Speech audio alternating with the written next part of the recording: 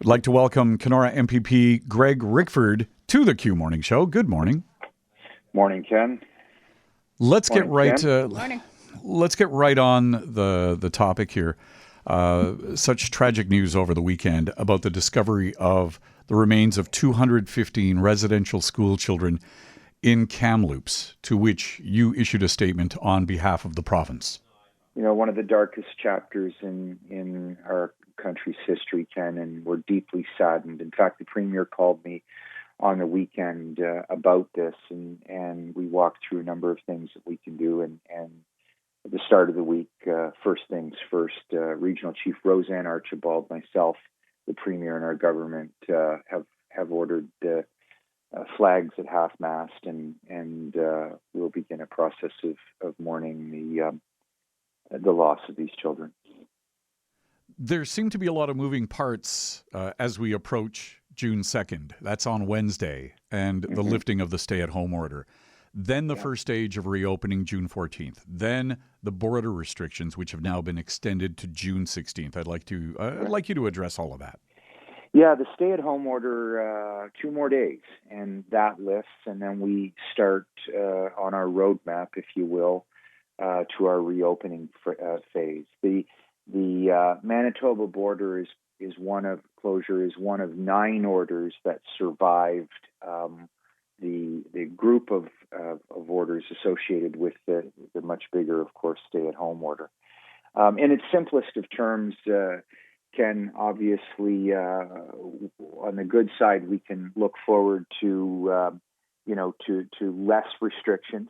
And certainly within a couple of weeks, we'll see a significant increase in some of our retail activities and various other things. The border has to stay closed for up to 2 weeks. We'll see. But it's part of our broader border restriction strategy, basically to curb mobility. And of course, we don't have to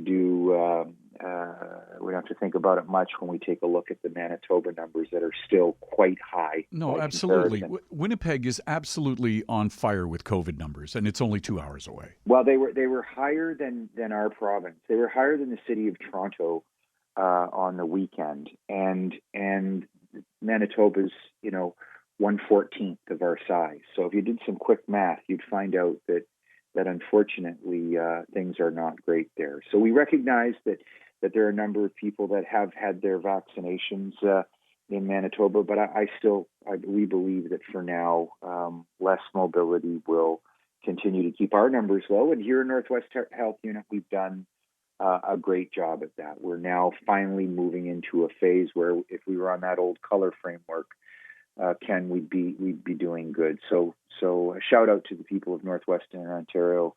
Our efforts have paid off, and of course, the great work that the health unit's doing in vaccinations. We've hit our threshold of 65% and moving on, and second doses for some, and young people getting vaccinated on an ongoing basis. It's very good. Yeah, with the vaccinations.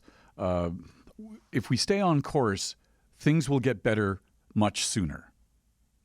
Well, this is what this is the intention. If the vaccination thresholds can be met and met sooner than we had projected based on supply, we haven't had a problem getting needles in people's arms once we get them.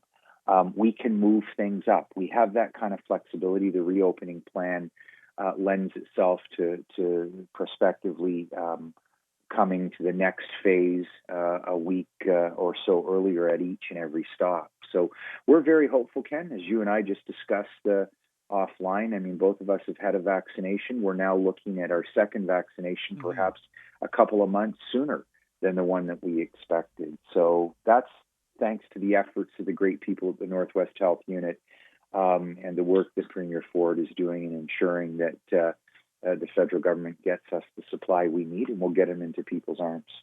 We're talking to Kenora MPP Greg Rickford. One more. This will be the tough one for you this morning. Are the Leafs going to do it tonight? They've been really flat. Flat. God. Well, I actually thought they looked good for part of the game against Montreal the other night. Certainly they dominated in overtime, but that's how these things happen. Look, I'm very excited about tonight and very, very, very hopeful. I'm not getting my golf clubs out just yet, Ken. All right. Good enough. Fair enough. It's Greg Rickford. Thank you so much for your visit again this morning. I appreciate it. Thank you, folks.